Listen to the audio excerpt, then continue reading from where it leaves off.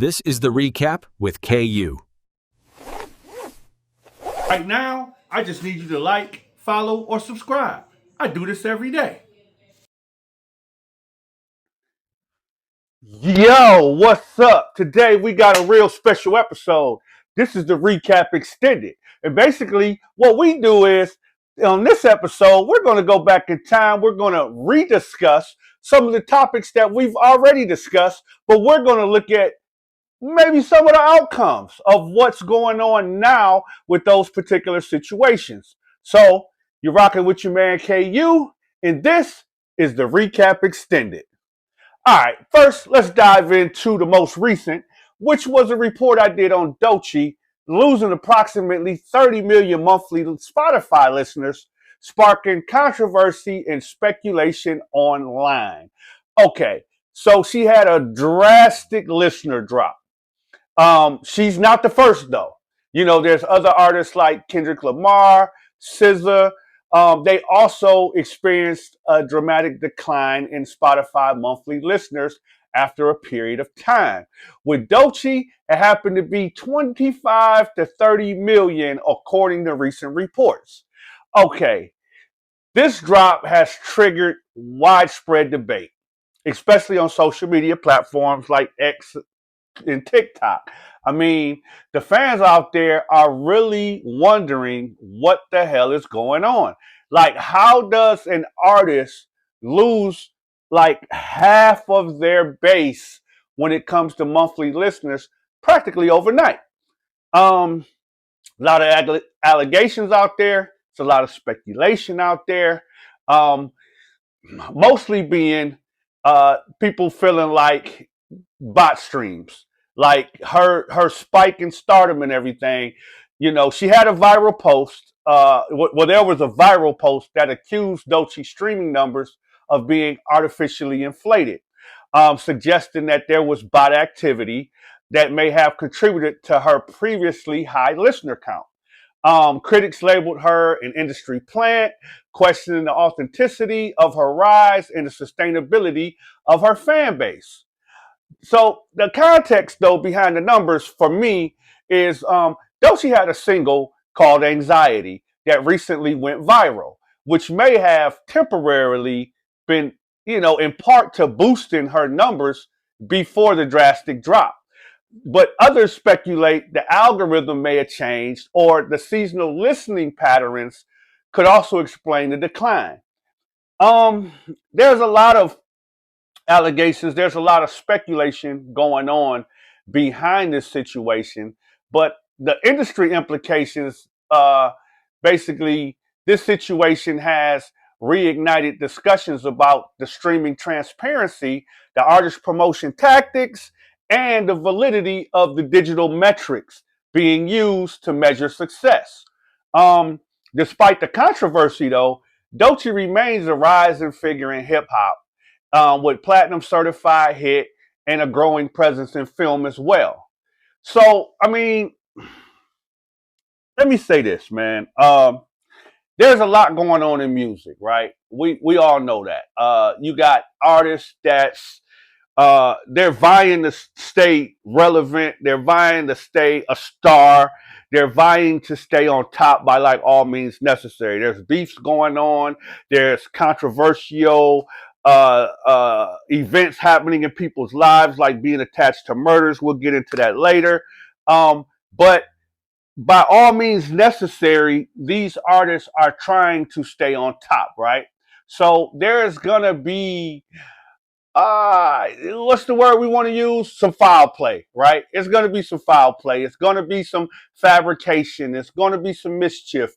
There's going to be, basically, bottom line, there's going to be some bullshit involved with an artist's career these days. With all of the social media, with all of the different tools that can be used to create an illusion. I mean, when you think about it, the entertainment industry is just that. It's the entertainment industry. So they create smoke and mirrors. Everything you see is not always what it is. You just got to remember that. You know what I'm saying? So in this case, with Doechii, Just they got to make you feel like she's bigger than what she is, because they got to make you feel like you're missing something. Like, how come I'm not up on her? How come I'm not following her? Like, something's about this artist, because if she got 60 million monthly listeners, why I'm not one of them? That's the whole perception of the game. That's how they play. So once you understand that, you understand the business a little better. But let's move on. So, switching gears from music to politics. Not necessarily politics. We'll speak on life events, because that's basically what's happening right now with the whole Hamas situation in Gaza. If you remember, I reported on the Hamas carrying out public executions in Gaza following a ceasefire agreement targeting Palestinians accused of collaborating with Israel and its opposing rule, right? So what happened? To go back and recap what happened, 8 men were publicly executed. Let me slow down a little bit. Let me get my bearings. Let me get it together. 8 men were publicly executed in Gaza by masked Hamas fighters. Videos were shown of men blindfolded, kneeling, and visibly beaten before being shot in front of crowds. The executions occurred just hours after a ceasefire was brokered between Israel and Hamas under a peace plan that was led by President Donald Trump of the United States. Why it's happening? Hamas is attempting to reassert control over Gaza. After Israeli forces withdrew from key urban areas, the group is targeting rival clans and suspected collaborators, accusing them of undermining its authority or aiding Israel, right? So they're trying to deter any outside factions from trying to assist in this situation. And this was a display of power to say, look, if you outsiders get involved with what's going on, there's going to be consequences to pay. Uh, a Hamas affiliated Telegram account claimed the executions were punishment of just that for collaborators and lawbreakers. Now, the reactions to this, President Trump acknowledged Hamas' temporary authority to police Gaza, but warned that they must disarm or face forced disarmament. Yeah. I mean, I'm not sure that threat even fell on ears or deaf ears or any ears of all at all. You know what I mean? The Mahmoud Abbas office, they condemned the killings, while some international observers expressed concern over the brutality and lack of due process. I mean, you sit there and you watch 8 people brutally murdered, execution style, and you wonder what legal law enforcement and government is going to do about it. And as of right now, we see nothing. So, some were speculating, were the executions even real? With so much AI, CGI, and all of this manipulation of footage, was it something really real?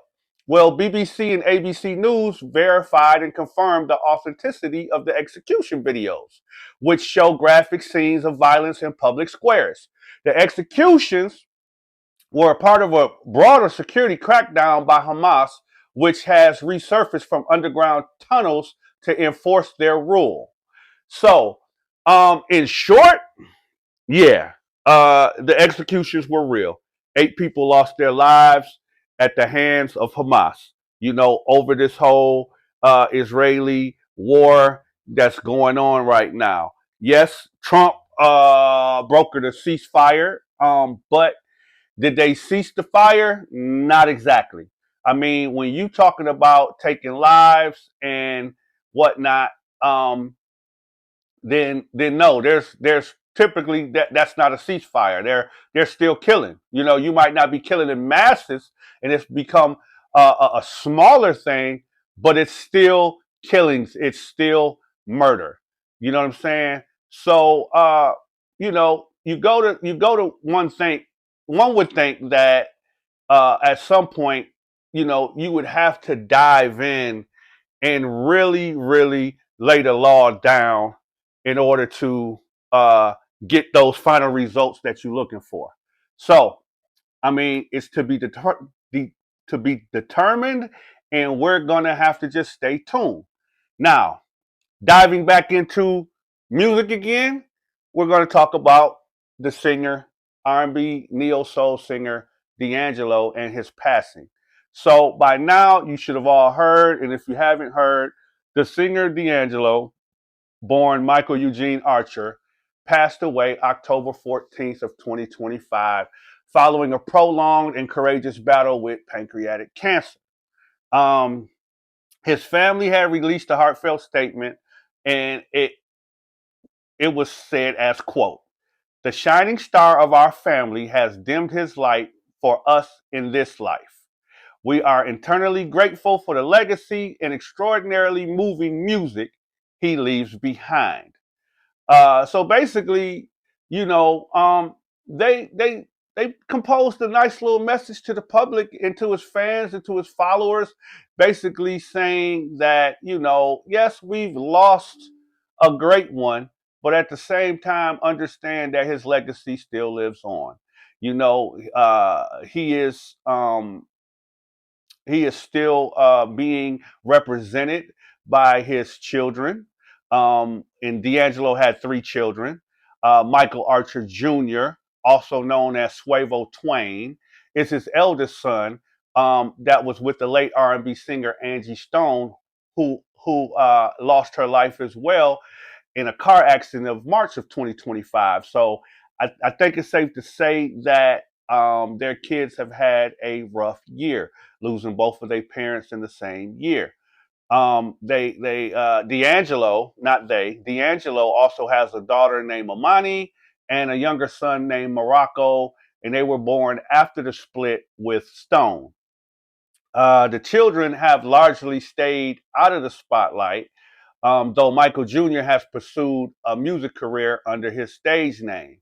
Now, we all know that D'Angelo, you know, he leaves behind a legacy, of course. You know what I'm saying? Because he was a pioneer when it came to the whole neo soul movement. He had hits like Brown Sugar, Lady, the Untitled How Does It Feel? He has 4 Grammy Awards to his credit, to his name, and his albums like Brown Sugar and Voodoo are considered genre defining. You have artists like DJ Premier and fans across the globe have paid tribute to his influence and his artistry. Now, at the family's request, they're just asking for privacy during this difficult time, but also inviting fans to celebrate his life and his legacy through his music. So, um, D'Angelo was a key figure. I remember when D'Angelo broke. I remember when he had the video with no shirt on and everything. It broke the internet. It drove the ladies crazy. Every female I know in half the world went nuts when that video dropped. So he was definitely a genre defining artist. He had a appeal that some artists could only dream to have, and therefore, you know, you cannot deny what it is that he brought to the world of R&B and neo soul.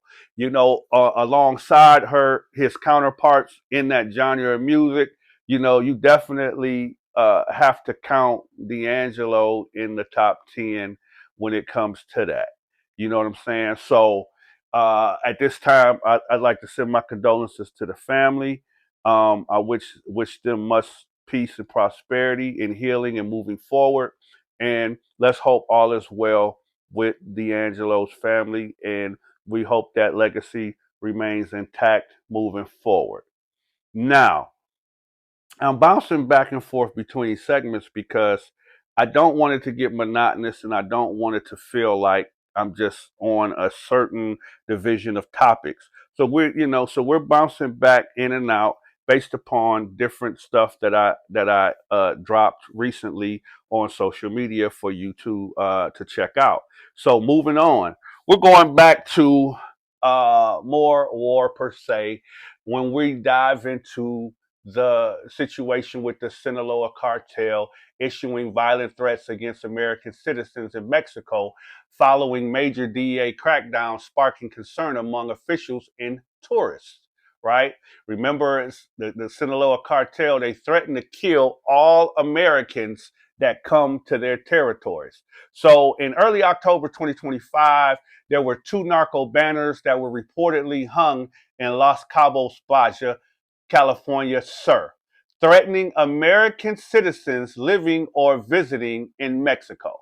Okay, the banners were allegedly signed by La Chapiza, a faction of the Sinaloa cartel, and addressed high-ranking officials, including the FBI Director Kash Patel and the DEA Director Terry Cole. The messages warned of retaliation if U.S. and Mexican authorities continued arresting cartel members and seizing drugs and weapons. So, those of you who are unaware of what's going on, with all of the ICE raids and all of the crackdowns and stuff that's going on in the U.S., a lot of the cartel members are being picked up, they're being deported, they're being detained, all that sort of thing. So of course, it's disrupting the drug trade for the Sinaloa cartel, very, very much so. Like they're taking drastic hits.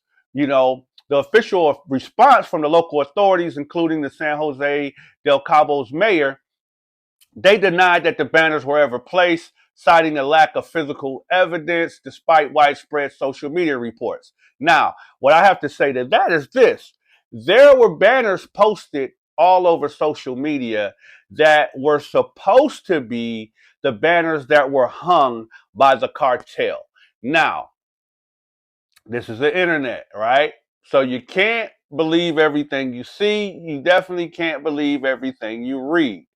But banners were posted in a different language, Spanish, I suppose, and they depicted what was supposed to be the threats that have been reiterated during this whole process. The Attorney General of Baja California, Sur, is conducting an investigation, though no official confirmation has been released at this point. So, I would say, as an American that travels, and I've been to Mexico several times, I would take heed. I would take caution to this because the last thing that you want to do is probably be caught up in a situation that you could have avoided, especially knowing that something like this has been issued as a threat to the public and to the U.S. citizens. So it's one of those things where you have to ask yourself, uh, do I care that much or do I value my life that much that I'm going to chance it? Like I had a trip planned, I'm taking it, I'm going. Let the chips fall where they may, let the cars flip over and be what they are. You know what I mean? That's on you. Me personally, nah, I pass. I'll stay out of that territory for now. And last I checked, it was at a level 2 for travel. So if you want to know why the Sinaloa cartel is so upset, I can give you a little brief breakdown. So between August 25th and August 29th of 2025, the DEA arrested approximately 617 individuals linked to the Sinaloa cartel across 23 U.S. field divisions and 7 foreign regions.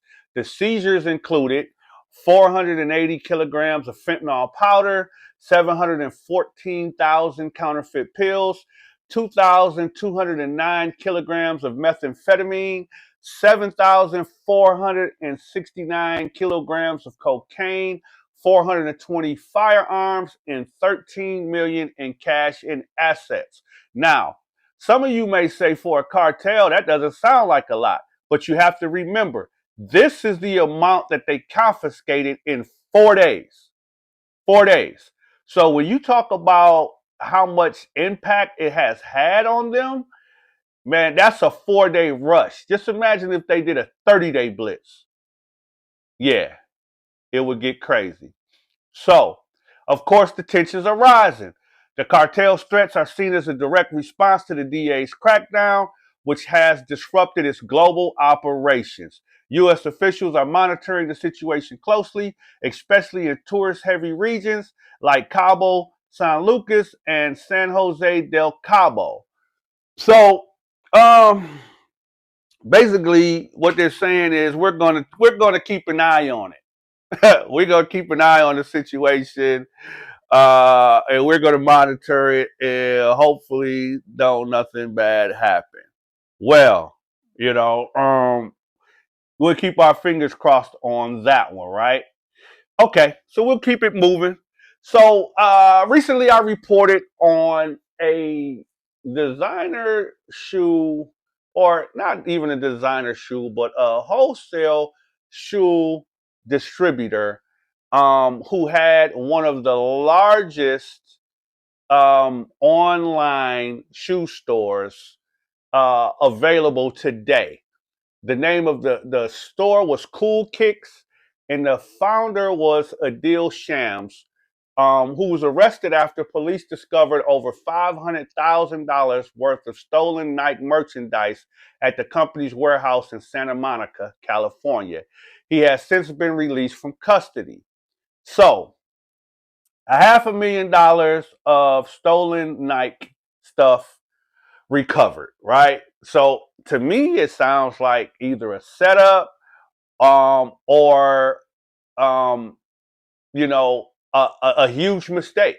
Maybe one of his distributors, one of the avenues or entities that he was acquiring his stock from, maybe they were involved in something illegal and he was just buying merchandise at a price that he probably couldn't refuse or thought was too good to be true. But you know what they say, if it's too good to be true, usually it is. Okay, so let's revisit what happened.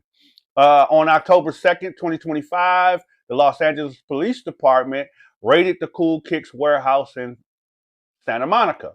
The officers recovered over 2,100 pairs of Nike shoes and 150 cartons of Nike apparel valued at approximately $500,000.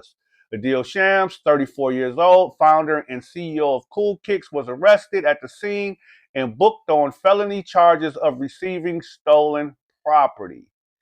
Okay, by him being an online store, you know that it went viral fast. Shoe lovers and connoisseurs alike were going crazy. I know a lot of people that have been a buyer and purchased items from Cool Kicks were probably wondering, like, were they selling counterfeit stuff? Because that was like the word at first. Like, there was a lot of speculation. People was wondering, like, what was really going on with it and everything. And I know they were questioning some of their purchases at the time. The viral reaction when the raid occurred during the because it occurred during a Cool Kicks live stream auction, and the footage of the arrest quickly went viral across TikTok and other platforms. Shams appeared confused during the live stream, reportedly asking viewers if he was being pranked. So clearly, with a reaction like that, he had no idea what was going on and that the situation was definitely real. So the response from Cool Kicks was this. The company issued a statement claiming the purchase of the merchandise was made in good faith and that the news was a complete shock to not just you, but to them as well. So they denied knowingly selling counterfeit or stolen goods and emphasized their commitment to integrity and trust. Yeah. So basically, and I'm turning my hat backwards because it's really not a whole lot to get into right here. It's kind of a situation of he say she say. Like, we really don't know yet how it actually went down.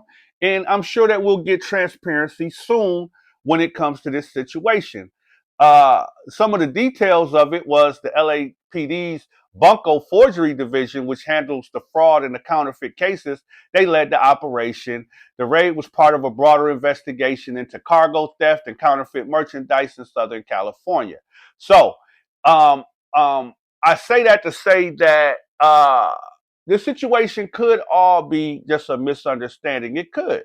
I mean, because the whole them looking into counter cargo theft and counterfeit merchandise in Southern California, it could have been they was on to somebody else that led them to Cool Kicks. You know what I'm saying? And Cool Kicks, they just probably needed to do more due diligence with the suppliers that they were receiving merchandise from. Maybe they cared, maybe they didn't. You know what I'm saying? That's something that we'll never know. You know, Cool Kicks was founded in Virginia in 2014. It relocated to Melrose Avenue in Los Angeles in 2016, where Cool Kicks became a hotspot for sneaker reselling and celebrity visits. So Sham's net worth is estimated at around $9.5 million, and the store has served high-profile clients like Travis Kelce to name somebody.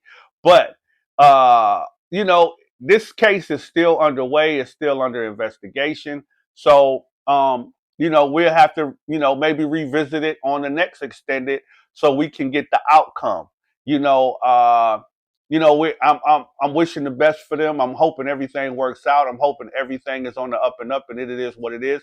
Because I have personally never purchased anything from Cool Kicks, but it sounded like he had it going on, and he was supplying a lot of people with some really good merchandise, some really cool merchandise. So let's keep our head up for Adil Shams over at Cool Kicks, and let's hope that the situation works out. Moving along. So Cardi B and Nicki Minaj have been feuding online, right? And it's been going on for quite a while, for some time. Off and on, it flares up, and they get it back popping. Just recently, Cardi B, she dropped her album, Am I the Drama? And she has been seeing phenomenal success with the way that the project was rolled out, with the way that the fans are receiving it. And the internet is just speculating that Nicki is upset, that she's mad that Cardi's on top right now. You know, so uh, the Cardi B and the Nicki Minaj feud, it reignited in October of 2025, with both rappers trading insults online and battling for chart dominance, right? So, just to kind of give you an update of what's been going on with them, Cardi B's new single "Safe" recently blocked Nicki Minaj's decade-old hit "Bees in the Trap" from reclaiming the number one spot on the charts. In a twist, Nicki's older track surged in popularity amid fan campaigns, but Cardi's fresh release edged it out, intensifying their competitive tension. So, when Cardi dropped her sophomore album, Am I the Drama, in September of 2025, it sparked a renewed friction, right? Nicki Minaj mocked the album's promotional pricing and accused Cardi B of inflating her sales, leading to a flurry of deleted tweets and pointed lyrics, right?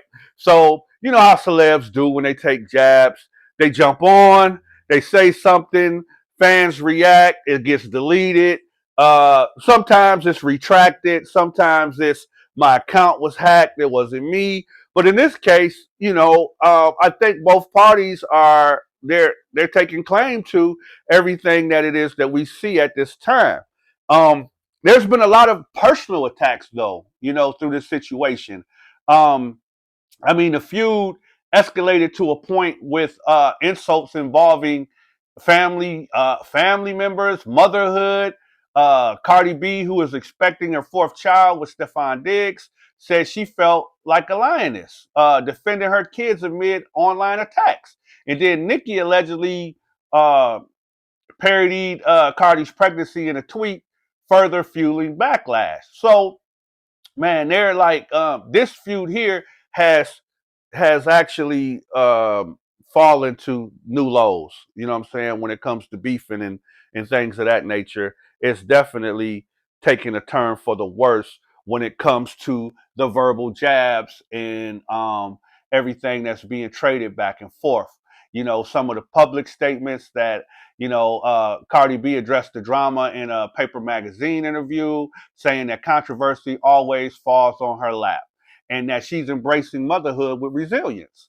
You know what I'm saying? She emphasized that she's focused on her family and career despite the ongoing public scrutiny. So we've all watched Cardi um, roll through the adversity, right?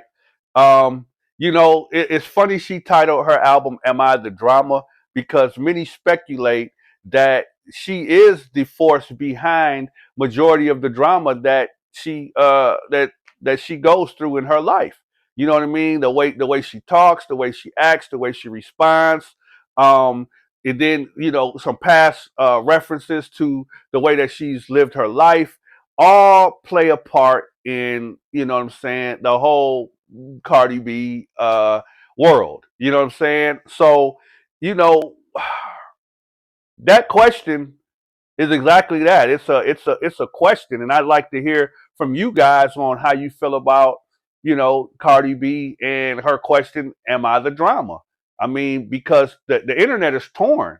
You know what I'm saying? It's like a 50-50 fueling on what people actually think. So there's been a lot of social media crossfire. The feud has played out heavily on Twitter, with both artists exchanging barbs and fans taking sides, right? Their rivalry dates back all the way to 2017 and includes a physical altercation in 2018, making this the latest chapter of one of many in a long-standing saga between the two. So they've been online and they've been in the industry going at each other for years. You know what I'm saying? Like 7, 8 to be exact. You know what I mean? So I don't think that the situation between the two females is going to cease anytime soon, because on that side of the rap industry, there's not many females. There have never been many females that dominated the charts all at once. I think recently, in the last 5 years, this is the most female rap artist that we've ever seen um, at a substantial caliber in the music industry. You have notables like Meg The Stallion. You have Lizzo, who's quote unquote not really rap, but she's more like pop. But she falls in the genre sometimes. You have Cardi B. You have Glorilla. You have Nicki Minaj. So this is a day and age where you have several female rap artists that dominate from time to time, right? And right now, the two front runners happen to be Cardi B and Nicki Minaj. Nicki is, she's continuing this feud with Roc Nation and Jay-Z, and her online jabs at them, and that's a whole nother story. But I say that to say there is turmoil at the top, right? There is a massive war at the top for supremacy, for dominance, and for that number one spot. So we just kind of have to sit back. We have to watch how it plays out, and may the best woman win. All right, moving on. Sean Diddy Combs. So we all watched his trial play out. Um, One of the biggest trials in a long time. Um, I wouldn't say it was as big as the OJ trial because I don't think people was tuned in quite like they were to the OJ trial, but I would say that it was a big trial indeed. Um, Sean Diddy Combs, or otherwise known as Puffy, otherwise known as Brother Love, otherwise known as Love. Yeah, he's got a plethora of names. We all know that.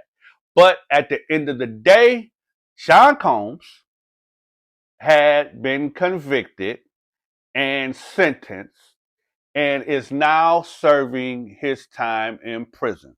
So, to bring you up to speed on what's going on, Sean Diddy Combs has been sentenced to 50 months in federal prison for prostitution related charges and faces strict post release conditions, including drug and mental health treatment. Drug and mental health treatments, you say? Yeah. So you have to think with the case's involvement in everything that went on, there were drugs used heavily, and then there was mental abuse used heavily. You know what I'm saying? So it's not unheard of, and it's not crazy to me when I read that and I see that, because I think that that's something that definitely should be been a part of his conditions. You know what I'm saying, upon release. Um, Listening to the different testimonies after hearing and witnessing things that went on during this whole period and this whole situation. Um, yeah, it's time to turn the head around, man. Um, I think that it was warranted. You know what I mean? When you have to think like uh, uh, a lot of people, they were torn with this whole verdict. Some felt like they the man beat all of the the massive major charges, and y'all getting him on anything, and nobody else would have got this, he should have walked. But then on the other hand, you have victims, and you have the people that support the victims that felt like that this was like a slap on the wrist, man. That this was nothing. That he should have been buried under the prison jail. You know what I'm saying? Never to be freed again, never to come home. When we think about situations like R. Kelly, Bill Cosby, things of that nature, um, they they're doing more time or have gotten more time than this. Now, I will say this: the charge that he was convicted on was basically, you know, so minuscule that no, nobody has gotten like 50 months of jail time. No one has seen 4 years. Like the longest time people receive for this is like 1 year. And you know what I'm saying? And if he would have got the typical, then he would have got time served and he would have walked up out of there. You know what I'm saying? So, you know, his sentencing details are this.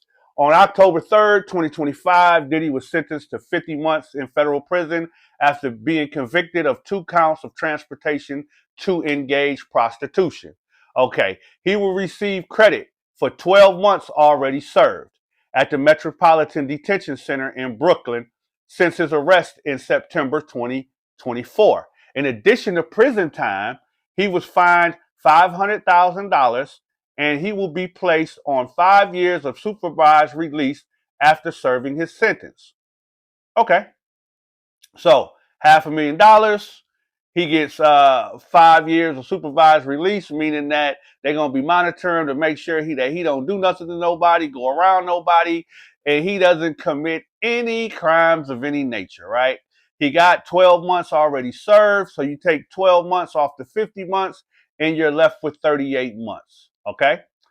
Now, when it comes down to the rehabilitation and the monitoring, Diddy must participate in outpatient treatment programs for both substance abuse and mental health issues, as I had talked about before. So he's going to have to do a certain amount of hours and time and that whatnot in those programs. You know what I'm saying, to fulfill his obligations of release. He's required to continue taking prescribed medications, submit to random searches, and avoid contact with victims involved in this case, meaning he can't go around anybody that was named during this whole situation, during this trial. His movements and his finances may be monitored closely during this supervised release. So I think, and I'm saying I think because I'm not 100% positive, but I think what that means is they're going to watch where his money comes from and they're going to watch where his money goes. And reason being that I think they want to make sure that there's no payoffs being made to anybody to do anything intentional to somebody, if you follow my drift. So I believe that that's the reason that they're going to monitor his money, because they just want to make sure there's no foul play going on. And if it is some foul play happening to somebody surrounding that trial, like an untimely death, untimely beating, uh, things happening to them like cars blowing up and or something like that nature, they want to make sure that it doesn't tie back to him. Now, there was a request from the about the prison facility. Diddy's legal team had requested he serve his sentence at FCI Fort Dix in New Jersey, citing it's a residential drug abuse program, RDAP, and family visitation benefits. Okay. Former inmate there, Joe Guidance, warned that Fort Dix can be violent with frequent stabbings and gang activity despite its reputation as a low security facility. So, I'm not sure if he has been granted that opportunity to serve his sentence there. But for obvious reasons of him and his legal team, they want him to serve his time there. So, we'll see where he actually lands and where he serves his time. The legal strategy and pardon request, um, Diddy's lawyers are considering an appeal, arguing that sentence was excessive and based on unproven allegations. President Donald Trump confirmed that Diddy asked for a presidential pardon, though no decision has been made yet. So, for those of you who don't know, um, Diddy and Donald, they weren't really seeing eye to eye during the elections and things like that. Diddy was Democratic. He wasn't running with the Trump administration. He had a few things to say about Trump at the time, and I don't think Trump has forgotten that. That's why there's a delay in the situation. Now, can it still happen? Of course it can. I mean, we've seen the way that Mr. Trump moves, and his motivation, of course, is money. With all the lawsuits and things that he's done, and that's a different story as well. You know what I mean? But I think that monetarily, something can be worked out, possibly for the future, and that's just allegedly, and that's just me speaking my mind, but. I wouldn't rule out a pardon a year from now or anything like that going down. That has yet to erupt and to come to fruition. So we'll just have to sit back and wait. But for right now, that's the update on Diddy. Now, moving on to Terrence Crawford, boxer, champion, right? Terrence Bud Crawford was not arrested, but was involved in a controversial traffic stop in Omaha, Nebraska, where he was held at gunpoint by police and internal investigation is ongoing. I reported about this. So basically, what happened, man, was on September 28th, 2025, just hours after, now get this, hours after a victory parade celebrating his historic win over Canelo Alvarez, Terrence Crawford was pulled over by the Omaha police. Now understand what I said. After his own victory parade in his hometown, this is where he's from, Omaha, Nebraska, born and raised. He was pulled over by the Omaha police. He was reportedly held at gunpoint and ordered out of his vehicle during the stop, which was captured on video and widely circulated online. Crawford was cited for reckless driving, allegedly speeding past a police cruiser in his blue Lucid sedan around 1:30 a.m. Okay, so now let's get to it. I mean, if he was speeding, I got it. I get it, right? He was speeding. You didn't know who he was when he blew past you. I get it. Okay. But now, as a police officer, you pull the vehicle over. You approach the vehicle. You take a look at the passengers inside the vehicle. You notice it's Terrence Bud Crawford, right? Um, you would have had to been under a fucking rock not to know what was going on that day. And I say that because There was a victory parade in his honor. So, as a police officer, I know that you were aware of what was going on. I know you were aware of who it was going on for. So, you can't sit and tell me that there is any police officer in the state of Omaha, Nebraska, that didn't know who he was that day.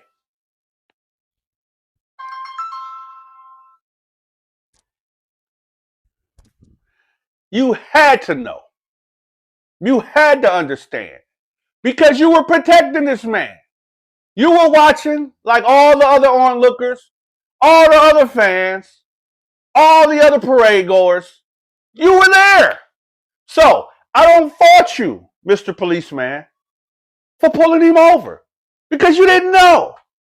But after you realized who it was, why did it escalate to what it escalated to? That is the question. So there is a internal investigation going on by the Omaha Police Department, the OPD. They launched an internal affairs investigation into the conduct of the officers involved, right? The OPD chief, Todd, I can't pronounce his last name, Schmaderer, hopefully I'm saying that right, stated that the officers acted in accordance with department policy, though the investigation is still being finalized. There were three, they said three of the four passengers in Crawford's vehicle have been contacted for interviews, and the fourth remains unidentified. Crawford himself has not yet been interviewed due to travel commitments, but has been offered multiple opportunities to participate in what went down that night. The public, in an official response, the Omaha Mayor, John Ewing Jr., acknowledged the incident and emphasized the need for a transparent investigation. He urged the public to focus on the celebratory nature of Crawford's recent achievements while ensuring accountability for law enforcement would come. Um, some of Crawford's career milestones. The incident occurred shortly after Crawford became the undisputed super middleweight champion, making history as the first male boxer to achieve undisputed status in three weight classes. Now, again, I just want to state that uh, I I uh, I don't condemn the police on doing their job. What I do condemn them on as after they realized who the person involved was, it should have been handled differently. Now, when I say handled differently, I'm not saying that they should have said, "Oh, it's Terrence Crawford. You're free to go." If you wanted to hold him accountable for what it is he did, the reckless driving, the speeding, or any other implications that you want to put on him that night, there was a way to handle it.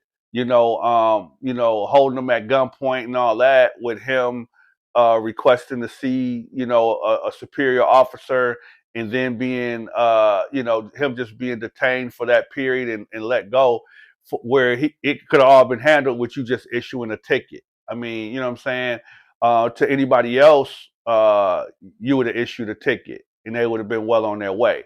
So, I just think that, the police could have handled the situation um, a lot more better. You know what I mean? And hopefully, I hope that Crawford puts together some sort of lawsuit. I mean, because, stuff like this just has to stop. I mean, as long as we keep allowing it, it's going to happen.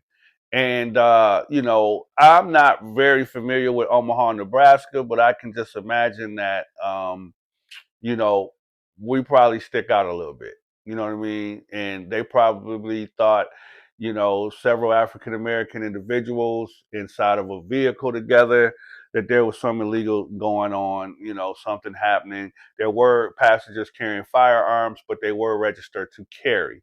So everybody was legal. Nobody got charged with any of that during the situation. So that is that. So yeah. So Terrence, man, You won all your other fights, man. Hopefully you win this one and something comes out of it for you to where you will deter, Omaha, Nebraska OPD from, you know, repeating this situation with somebody else of lesser fame. All right, moving on. Now, one of the most funny situations of recent time on the internet, one of the imposing figures being involved in that is none other than Dame Dash. Um, I don't know if you've been following him like I've been following him, but it's been a hilarious situation with his ongoings and his ondoings of what he's been doing on and offline. Dame Dash has been truly a character in these last couple months with his different feuds and his different appearances on podcasts and things of that nature. He's definitely been a spectacle to watch.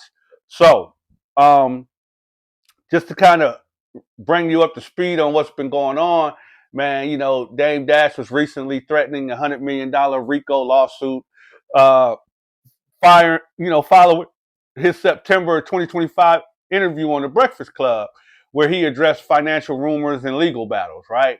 During the Breakfast Club interview on September 16th, 2025, Dame Dash appeared to confront long-standing rumors about being broke, his bankruptcy filings, and his legacy in hip-hop.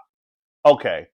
He clashed with Charlemagne the God, calling him gay, Count Dumula, and defended his worth, claiming he's still a major player in the music and film world. Okay. Dash also denied rumors that 50 Cent bought the rights to his paid in full story and revealed new ventures in entertainment, right? Uh, his $100 million RICO lawsuit threat came just days after the interview. Dame filed notice of intent to sue filmmaker Josh Weber, producer Tony White, actress Claudia Jordan, and attorney Christopher Brown, and others. Okay. The lawsuit was filed in the Southern District of New York that accuses the group of fraud, perjury, theft of intellectual property, defamation, torturous interference, harassment, and financial manipulation. Dame claims he was cut out of the film The List, later retitled Dear Frank, which he says he conceived, financed, and directed, but was never credited or compensated for that film. Me personally, I've never heard of the film. You know what I'm saying? Until this lawsuit. Uh, during the legal and the financial fallout, Dash's bankruptcy filing and ongoing disputes have fueled public speculation about his finances. I mean, he insists that his wealth is intact and that he's being targeted by former collaborators trying to erase his contributions. So, I mean, when it comes to Dame, I don't think he's broke. I mean, if you watch him, he's still doing everything that he was doing. Broke people can't continue to move like they used to move. I mean, he still has homes. He still dresses nice. He's still moving around the country, going where he wants to go and doing what he wants to do. Um, and all of this amidst the allegations of being bankrupt, being broke, all of that sort of thing. He's still living his day-to-day life as if nothing changed. I mean, the only thing that I see that has changed in his situation is different lawsuits that are coming, and they seem to be getting settled, right? So, he's paying or settling massive debts, and he's still moving about his days in what I'm saying, a comfortable fashion. So I think what the industry peers might consider broke, nah, he might not have 30, 50, $100 million or nothing like that anymore. But a millionaire is still a millionaire. When you have several $1 million, you can still do what it is you want to do. You know what I'm saying? So, Dame has since uh, drop lawsuits like the one he was supposedly filing against Cameron and whatnot. So he's trying to make amends. He's apologized to several people out there that he's offended, and so I don't know if the whole thing was kind of a publicity stunt. If he was on a publicity tour per se, or what he was actually doing, trying to get his rep up, or his spotlight up for the moment, to ensure other opportunities to roll through the pipeline. To touch on the fact that he said that he was going to be running Revolt and he was trying to buy Revolt. Um, the Breakfast Club did some due diligence to find out that that wasn't factual and that it was all cap. So, you know, best of luck to you, Dame, man. You're definitely a pioneer and a trailblazer when it comes to the industry. You've seemed to fallen on hard times. I really don't think that it's hard times, but part of the world does, and hopefully you bounce back better than ever, man. Let's shout out Dame Dash. He's a legend. Okay, moving on to another person that that's becoming legendary at a young age. Um, and some say that he has a cult-like following. I'm one of them. And some say that he's just a full-blown superstar, and this is what it is. And I'm talking about none other than NBA YoungBoy. So, NBA YoungBoy's 2025 Master Tour has been a massive success overall, though it's faced a few high-profile cancellations, including the recent show in Atlanta. The Master Tour, which stands for Make America Slime Again, marks NBA YoungBoy's first headlining tour in 5 years, following his presidential pardon in May of 2024. You heard that right, a presidential pardon in May of 2024. He was on house arrest for the longest in Utah over multiple charges and accounts. And, he was held there several years, and he was pardoned in May of 2024. And now he's back outside. The tour kicked off on September 1st, 2025 in Dallas, and is scheduled to run through mid-November with stops in major cities like Los Angeles, New York, Miami, and Seattle. The tour was originally slated for 27 dates, but it since has expanded to 45 shows due to overwhelming demand. Now, they stated that the tour grossed 19 million in the first 21 shows.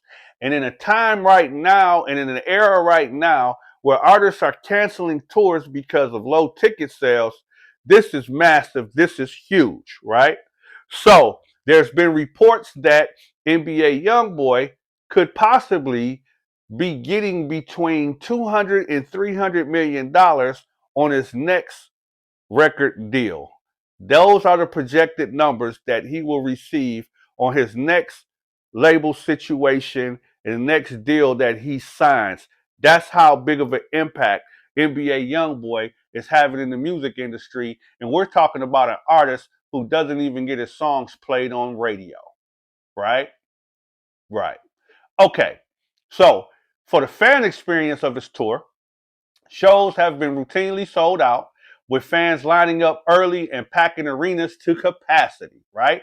The performances are described as being high energy spectacles featuring dramatic lighting, visuals, and crowd interaction. The set list includes hits like No Smoke, Lil Top, Outside Today, and new tracks from his upcoming album, Massa, which debuted at number 6 on the Billboard 200. Now remember, he debuting at number 6 and doing all that he's doing as an artist that doesn't even get pushed by the radio. Yes, he has major label backing, but he's more of an underground cult following artist where his music is just played by the masses. You know, so and because of the type of music that he does and the type of affiliations and the beefs that he's had in the past, that's why you're seeing some of these shows getting canceled. Okay, So, like in October 18th, the show at State Farm Arena in Atlanta was abruptly canceled just 2 days before the event. There was no official reason provided. Fans expressed frustration over the lack of explanation, especially since YoungBoy had performed at the same venue just days earlier. Okay? And then he had a similar cancellation occur in Chicago in September, raising questions about the venue's decision and their logistics. The security measures for upcoming shows in New Orleans, authorities are deploying 400 police officers, drones, and armored vehicles to ensure safety. Fans have been urged not to bring firearms, and the city is taking extra precautions due to YoungBoy's polarizing reputation and massive fan turnout. So basically, you have to understand this. He's a polarizing figure. He's a huge star. He's a young artist. So I say that to say he's going to bring all the YNs out, right? He's going to bring the good, the bad, and the ugly, right? And that's in all aspects. That's the how the women look. That's how the guys look. That's how the women act. That's how the guys act. That's just the whole demographic behind what it is that he does, right? So you have to understand, going to an NBA YoungBoy concert, it could get hectic. It could get wild. It could get critical. And it could result in injuries leading to death. So, as long as you're aware of what the circumstances and the outcome could be, welcome to the Master Tour. Because at the end of the day, that's basically what it could boil down to. Luckily, there has been minimal altercations. Um, I haven't heard of any deaths or anything like that being reported, thank God. And just moving forward, I wish the young man much success. And, you know, he basically deserves everything coming to him, I would suppose. Anyway, thank you for tuning in to the Recap Extended. I look forward to bringing you the next recap. Please like and subscribe to the channel and stay tuned and get your notifications when the latest recap pops up. Again, comment on the video, leave your remarks. I'd like to know how I'm doing. I'd like to know how you doing. And the most important, I'd like to know how you feel. Recap the situation. As for now, it's your man KU, and I'm gone.